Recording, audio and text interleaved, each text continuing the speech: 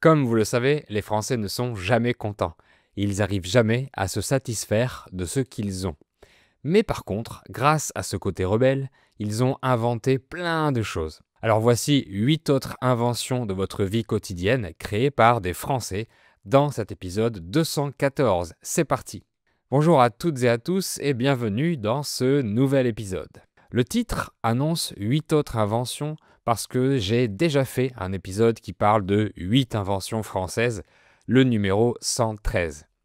Et j'en ai choisi 8 pour ne pas faire d'épisode ni trop long ni trop court. Donc aujourd'hui, c'est la deuxième partie. On va passer en revue d'autres objets ou concepts inventés ou découverts par des Français et qui ont changé notre vie quotidienne. On commence tout de suite par une invention qui vous permet de traverser un pays en quelques heures au lieu d'une journée entière. C'est le TGV, le train à grande vitesse. Bon, je suppose que vous avez déjà entendu parler du TGV si vous apprenez le français. Vous l'avez peut-être même déjà pris pour voyager en France d'ailleurs. Le TGV est né dans les années 70 grâce au travail conjoint d'ingénieurs de la SNCF et d'industriels comme Alstom.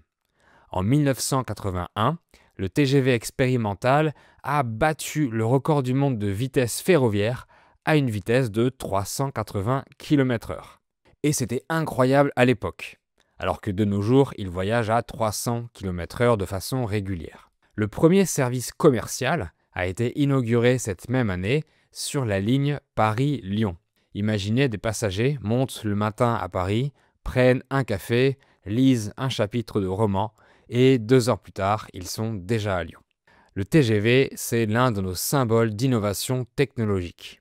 Parce qu'en 1990, le TGV a battu un nouveau record du monde en roulant à 515 km/h.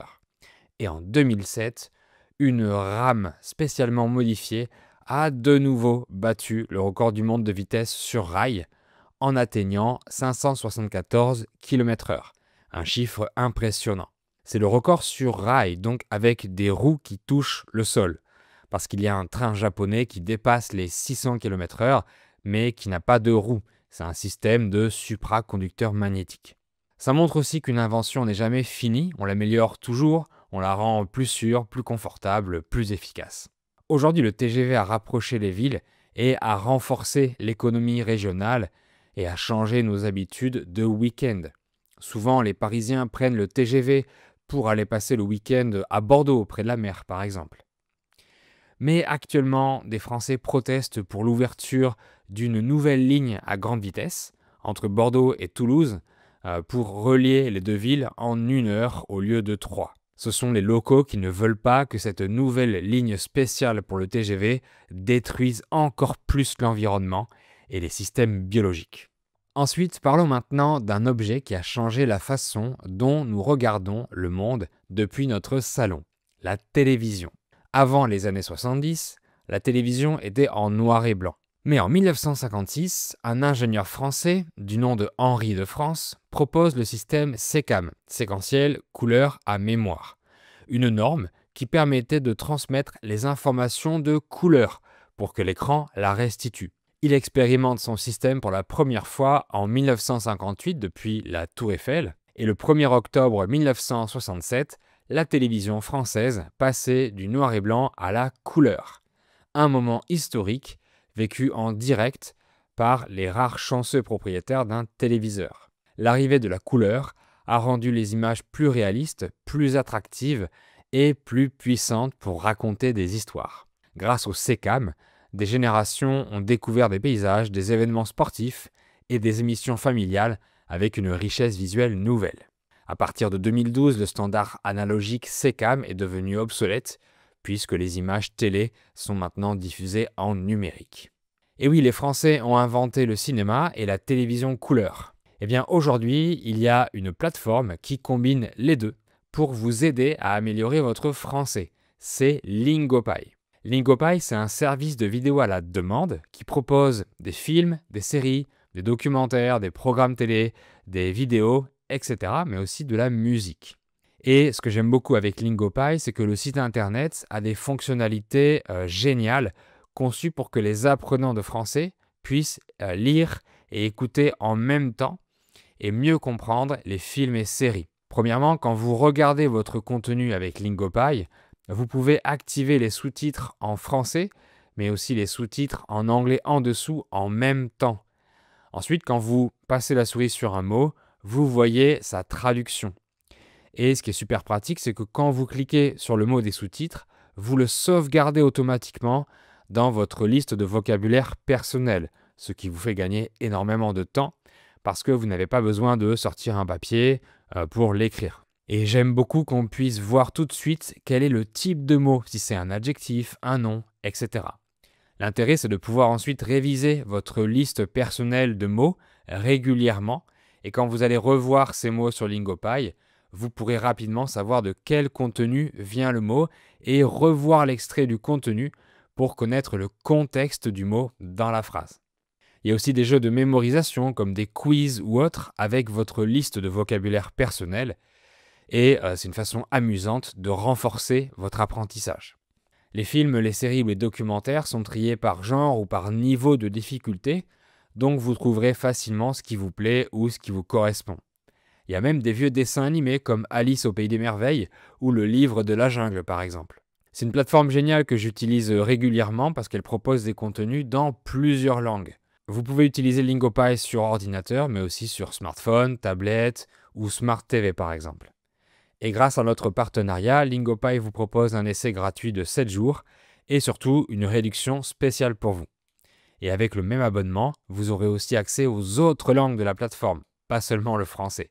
Donc voilà une bonne solution pour comprendre les films et les séries, apprendre du vocabulaire et progresser en compréhension. Cliquez sur le lien dans la description pour demander votre essai gratuit et pour obtenir la réduction spéciale. Ensuite, on va parler de quelque chose de plus spectaculaire, le parachute. L'idée d'une toile qui peut ralentir une chute existe depuis longtemps, comme dans les dessins de Léonard de Vinci entre autres. Mais l'un des premiers essais publics documentés en France a été réalisé par André-Jacques Garnerin en 1796, qui a fait sauter un chien en parachute. Et oui, à l'époque, le respect des animaux n'était pas vraiment considéré. L'année suivante, André-Jacques réussit à sauter lui-même en parachute depuis une hauteur de 900 mètres. Il a atterri sain et sauf devant la foule, mais avec une entorse de la cheville, donc rien de bien grave. Imaginez-vous le tester pour la première fois, ça doit faire très peur. Il a ensuite amélioré le prototype pour faire sauter sa future femme en 1799, Jeanne Labrosse, qui est devenue la première femme parachutiste. Aujourd'hui, le parachute est un objet qui permet de s'amuser en tant que loisir, mais il est essentiel dans plein de domaines, comme dans l'armée et dans le spatial par exemple. Le mot parachute est transparent. Para, ça veut dire protéger, et chute est le fait de tomber, donc le parachute protège de la chute. Il y a d'autres mots en français formés avec para en tant que protection comme parasol, parapluie, paravent ou paratonnerre. Dites-moi dans les commentaires si vous avez déjà sauté en parachute. Moi, je l'ai déjà fait et c'est une expérience inoubliable. Je la conseille à tous ceux que ça intéresse. Passons maintenant à une invention française que tout le monde utilise sans même s'en rendre compte, le système métrique. Et oui, le mètre a été inventé en France. Avant sa création, chaque région ou chaque royaume avait ses propres unités de mesure. Par exemple, la longueur d'un pied variait d'un endroit à un autre, ce qui rendait le commerce et la science extrêmement compliqués. En 1790, en pleine période de Révolution française, Charles-Maurice de Talleyrand-Périgord propose à l'Assemblée nationale un mémoire sur l'uniformisation universelle des mesures. En 1799, une valeur définitive du mètre est donnée grâce aux mesures de Jean-Baptiste Delambre et Pierre Méchain qui ont duré environ 7 ans entre 1792 et 1799. Le mètre devait correspondre à la 10 millionième partie du quart du méridien terrestre, c'est-à-dire la distance entre le pôle Nord et l'équateur. Et c'est à partir du mètre qu'on a créé le litre pour mesurer les volumes et le gramme pour les masses. L'idée était de tout baser sur le système décimal pour simplifier les conversions. Et pour encourager les gens à utiliser le système métrique, des mètres étalons en marbre ont été placés dans Paris. C'étaient des segments gravés dans le marbre qui faisaient 1 mètre. De nos jours, il en reste 2 dans la capitale, un place Vendôme et un autre rue de Vaugirard. Vous chercherez Maître Étalon à Paris sur Google Maps. Aujourd'hui, presque tous les pays du monde utilisent le système métrique, sauf quelques exceptions. C'est donc une invention française qui a apporté de la clarté, de l'uniformité et de la logique dans le monde entier, une véritable révolution scientifique et pratique. Pour l'invention suivante, on reste dans le domaine de la science avec un nom que tout le monde connaît, Louis Pasteur. Ce grand savant français est à l'origine de nombreuses découvertes, mais l'une de ses plus célèbres, c'est le vaccin contre la rage. Il a créé en 1885 après des années de recherche. Avant lui, une morsure d'animal enragé était souvent mortelle. Et grâce à son vaccin, Pasteur a sauvé la vie d'un jeune garçon de 9 ans, Joseph Mesté, et a marqué le début de la vaccination moderne. On estime que plus de 100 millions de vies dans le monde ont été sauvées grâce au vaccin contre la rage. Louis Pasteur a aussi sauvé des millions de vies humaines grâce à la pasteurisation, le fait de chauffer un aliment pour tuer les microbes. Les découvertes de Pasteur ont permis de réduire la mortalité infantile et de gagner des années de vie pour les êtres humains. J'ai tout expliqué dans sa biographie, l'épisode 48. Ensuite, est-ce que vous saviez que la France a inventé l'ancêtre d'Internet?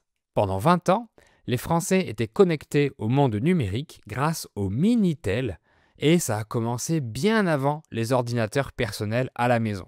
Lancé en 1982 par les PTT, c'est le nom de l'ancêtre d'Orange, le Minitel était un petit terminal avec un écran et un clavier qu'on branchait à la ligne téléphonique.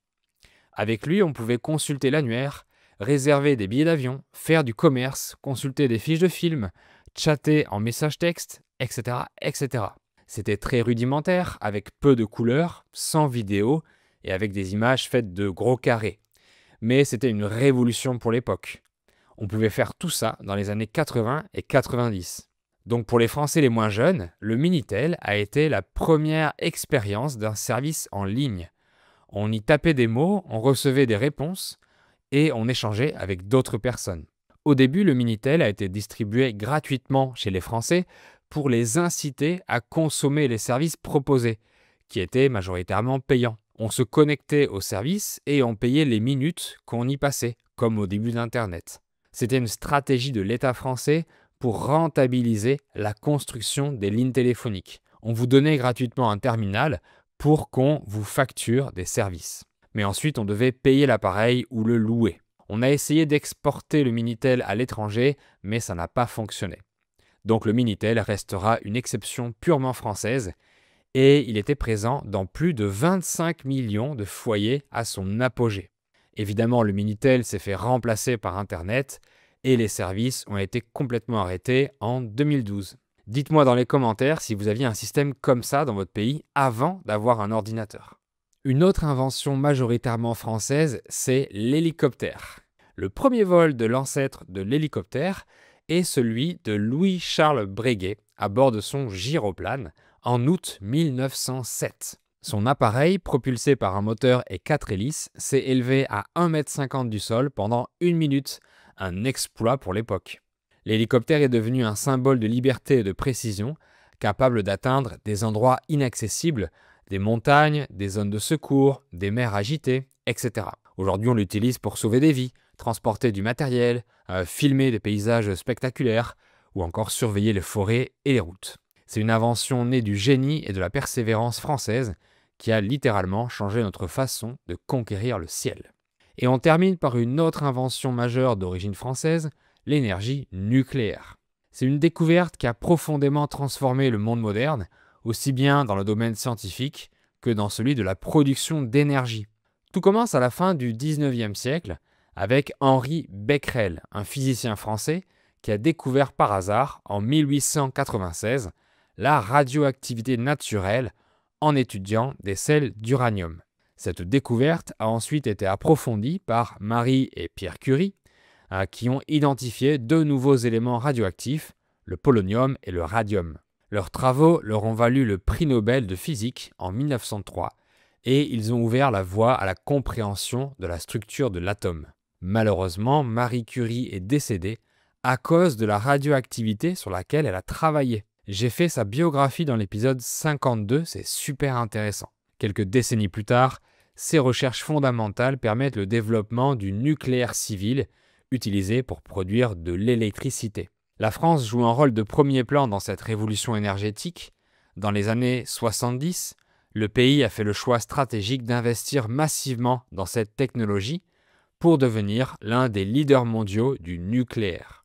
Aujourd'hui, environ 65% de l'électricité française est produite grâce à l'énergie nucléaire, un record dans le monde entier. Bien sûr, le nucléaire reste un sujet complexe, entre progrès scientifiques, enjeux environnementaux et débats éthiques, mais c'est une invention dont la France peut être fière. Le nucléaire est une image de la puissance de la recherche française et de son influence mondiale. Voilà, c'est tout pour cet épisode. Merci beaucoup de l'avoir écouté jusqu'au bout.